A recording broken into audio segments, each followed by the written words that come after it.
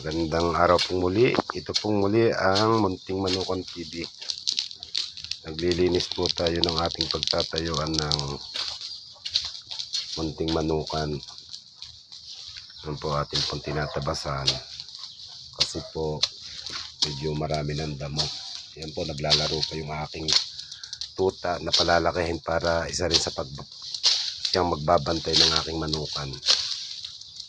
Meron na po tayong naka-reading 16 na golden sweater na inahin.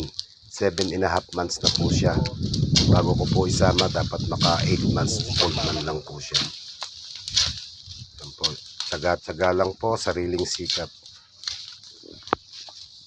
Mag-uumpisa po tayo sa ni isang pako ay wala po tayo.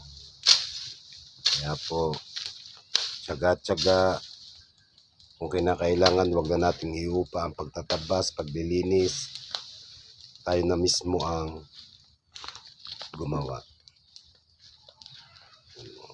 Yung pong ganyang trabaho, hindi naman po yung nakakapagod. Dahil masaya kayong na magtayo ng inyong sariling manukan. Kaya po sa mga gustong magtayo rin ng kahit kunting manok lang, ngayon na po, umpisahan nyo na. Mahirap pa pong hintay natin ang sunod pang taon. Sayang po ang panahon.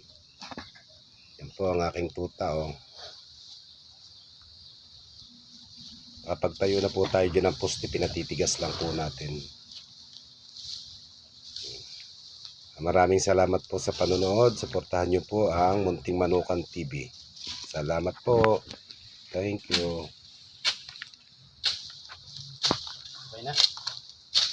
Thank you very much mga idol.